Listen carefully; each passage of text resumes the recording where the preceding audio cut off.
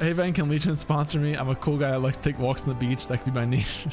You joke, but the funny thing is we get a lot of people to say, please sponsor me. Reason to, like, I get the idea, right? Basically, people just want a free PC, which is fine. Everybody wants a free PC. But if you actually want to get a sponsorship, you have to think about the lens of why a brand would sponsor you, right? If you don't have any examples of what you've done, then you're not going to get a sponsorship because you have to have some proof that the sponsorship will have return on investment, essentially.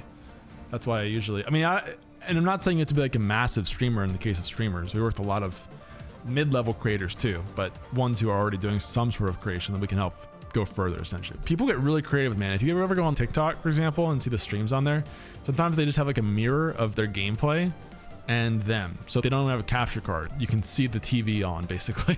And they get surprisingly good viewership. So you can do a lot with just a phone, honestly. I'm a firm believer in just use what you have and then slowly just invest in that over time. That's what I did basically over the past couple of years. Because the thing is, like, you're always going to want one more thing. Eventually you'd have to start any creative or any project you want to work on, whether it's like fitness with the New Year stuff or streaming or creating or anything. You just have to take the first step. And then once you do that, it gets easier to repeat that. For me, it's YouTube videos right now because I'm trying to work on YouTube and I have such a mental block sitting down to do videos. That's the thing I want to work on this year. I know it's just going to take time and sucking in the beginning and then slowly get better over time. That's the one that I'm focusing on, essentially. Working on motivation. Yeah, I think motivation is overrated in a way, Noah. My thing is because motivation is so temperamental. You'll get it here and there and it'll just be gone the next day, or something will happen, it'll be gone. It's much more about just habit, I think, and practice and repetition. Like the best writers and musicians and everything don't just have great motivation. They're just very consistent with it and have usually a huge volume of work.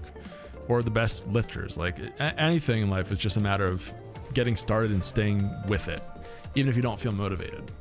And I'm a big believer in the idea that the days that you feel like you want to work out the least are the most important ones to do that, because you're building that mental ability to overcome that hurdle, basically. For you, it's editing videos that takes a long time to do. Yeah, for me, that's the same thing, crazy. It's like whenever I'm sitting down to edit or record a video, I'm wanting to be streaming the whole time. So now I'm trying to work on just taking my streams and turning them into other content, essentially, because that feels easy. Right now, like this could be a good YouTube video, potentially. So I'm rethinking how to do that, especially with limited time. Thank you, Uguay. Yeah, it's one of my goals. YouTube is probably the most important social media platform, but for me, it's the hardest because the thing that I love to do is stream. And every time when I'm making YouTube videos, I feel like I could be streaming. So it's a tricky balance, but I'm trying to work on it and find. A big thing with this, by the way, is I think easier you can make something, the better. That's one of the things from Atomic Habits. You want to make that thing you're trying to do as easy as possible for you so that you have less reason not to do it. So the classic example is putting out your workout clothes the night before so you don't have to think about it in the morning. You just go do it. For me, it was trying to put together a home gym, basically, so I don't have the excuse of having to go drive to the gym. I just go out in the garage and then pick up some dumbbells, basically. Twitch highlights feature is nice to use. There's some really good AI tools now. The one I'm playing around with is called Opus Clip, that will just look through your stream and find stuff for you. There's a lot of time-saving stuff like that I'm playing with, essentially. Step one, don't start streaming. Streaming is a very hard thing to grow in nowadays because it's super saturated.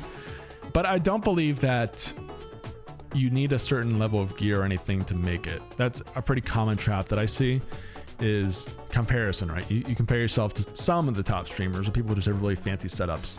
But the thing is, it's not the gear that makes the person. There's so many examples of streamers who have terrible video, audio, mic quality, not consistent, whatever, but they're just entertaining enough that make, or the opposite, where like they're just super consistent and everything else doesn't matter. So those are actually the harder things to do, is to figure out how to be an entertaining person or how to figure out what content to make. It's easy to go buy something once you have the money and just upgrade your video quality. Developing the skill of being entertaining is difficult, essentially. Exactly what I've been in those situations. Like even the company I used to work for had that. We had all the stuff, but like no good content. I really believe in just the phone streams. I did a stream from, if you're ever traveling or something, people do like airport streams or from locations or something. A lot of the most popular streams, both on Twitch and TikTok and everything, are not gaming streams. They're just chatting streams. And then you can start with that and work. And even like Kai, a lot of the stuff, he does gaming stuff obviously, but it's just like chatting with the streams and things. That's the way to go. And then you can just build gaming off that, essentially, if you want to. How did I start as a streamer? So I started as a streamer back in, 2015. with a tower that I saved up for in college. Slowly, just playing like Halo and League of Legends, basically. And then over the years, I've been streaming now for almost 10 years, which is crazy. This year, it'll be 10 years. There's so many things you go through as a streamer with feeling like you need certain gear or trying to figure out your schedule, what niche stuff to play. I used to even like my voice would go raw from being too loud, basically, and not really talking at the right volume while streaming. And it's just stuff you learn over time. Yeah, just start with what you have essentially, and then you can build on that over time. I do reinvest a lot of stuff that I get from stream into stream, but still in college during back those times. I was in college when I started too, man. It's also, I would say, if you're starting streaming, I should do a video on this really too. There's a lot of things I could think through with this. One of the things to get used to is like this, basically just talking, and particularly when you don't have a chat, because most people, almost all people when they start will not have viewers asking questions like this that you can respond to. That's when it gets easier, actually, is when you can just bounce off the chat a lot. But to get there first is tricky, and so you have to really get used to talking by yourself, essentially, almost like it feels ranty. That hurdle is hard to get through. So I think it can be easier if you're playing like a multiplayer game to play with friends in the beginning and jump in voice chat kind of thing, potentially. Feel that so much, Mom God? Yeah, it's tough, but I think you do have to get used to it, because it's the same thing as YouTube. You think about it, a YouTube video, most people are sitting down just talking to the camera. You have to think about it that way, because the thing you have to understand is that the vast majority of people are lurkers. You might have people watching your stream even at some point that aren't just going to chat. Even me, I don't often chat when I'm watching streams. Probably a lot of you watching this right now are lurkers who don't ever chat, and that's totally fine. You as a streamer have to get used to that idea. It's not the chat's responsibility for you to have stuff to talk about. That's your job as a streamer. That's the main thing. Your voice will get conditioned to the constant talking for hours on it. But yeah, but it's also, I think it's, again, you go through evolutions with this where you start streaming, you're talking very quietly, like timid, getting used to it. And then you feel like you get really loud and excited and like try to keep the attention. Man, it's always got to be on, but then that destroys your voice. So eventually you settle into this nice, balanced kind of space of talking clearly and like enunciating things, but not yelling. And also having a good mic does help with that, with the EQing and things. But that was something I had to work on, because I literally would end like the Legion streams and I just could not speak. I was like, my voice was destroyed. So knowing how to work through that. Yeah, no worries. I love talking about this stuff, honestly. I'm trying to do more of these just chatting things, because like I said, I think they're what make you stand out as a streamer. And this is the content you can turn into a video or a TikTok or whatever after the fact. There's 10 billion streams of Marvel Rivals right now on Twitch, and I love the game. I'll keep playing it, but I think this is the kind of thing that's a bit more unique, hopefully. Or like the Legion stuff that we do with testing and that sort of thing. Like the main thing is you want to try and find something unique if you can, and put yourself out there on multiple platforms. Because if you're just sitting down to play a game every day for 4 hours and nothing else, there's probably 10,000 other channels doing that, so you're not going to stand out, which is fine. Like, you just want to stream for fun, there's nothing wrong with that either. But if you want your channel to grow and to actually build an audience, then you have to think through strategy a bit too. So it's all based on what you want to do. I'm amazed they got the diamond, to be honest, because I haven't done that in other games, but I think duo queue is the way to go. I agree, Uguay, and I'd love to build out. I need to sit down and think through a list of stuff to talk through. You hope Lenovo Legion will notice you during this live stream chat. We notice you, Bond. Like I said, one of my goals with streaming this year is to do more on YouTube. We're going to try and do that pretty consistently this year and see if it'll build up over time. Same way Twitch has, essentially.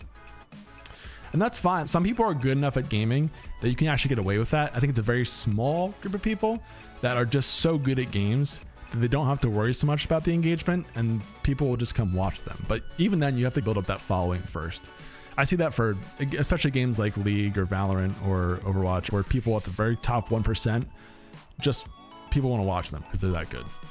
But you have to be really good for that to work, essentially. Those are the guys that can get away with having no camera on.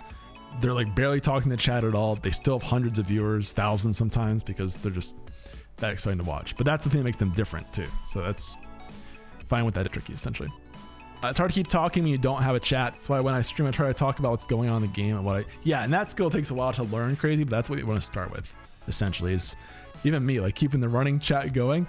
It is tough when you don't have a chat to bounce ideas off of. So there are some ways you can help with that too, though, because there's only so much you can talk about in the game. Sometimes I'll put together like a list of topics to talk through. Like even the beginning of this stream, if you saw, we went through like the community news essentially first.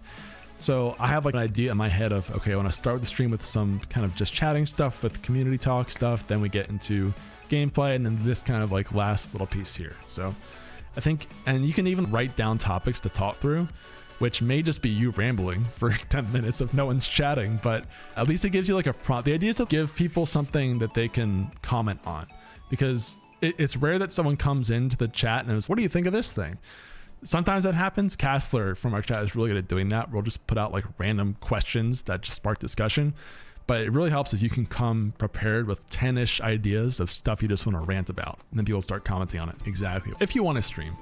Streaming is interesting because it has the illusion of being very easy. And for sure, like it can be very easy just to turn on the stream and play games. But to grow a channel is very hard, I think, in terms of how competitive it is these days and how much stuff you have to learn. It takes time. I think that's why it's demotivating for some people, is it seems so easy. Why isn't it working? And then you start learning how much stuff you have to think through to grow a channel, essentially. As a lurker, I'm always thinking, I hope this person doesn't notice me and think I'm a creep. Yeah, one of the big things as a streamer, don't call out lurkers. Which I hate that TikTok does this sometimes, because it's nice for you as a streamer to see people are watching. It can be motivating. But a lot of people when they're new to streaming will go in their viewers list and say, hey, I see you. Thank you for watching.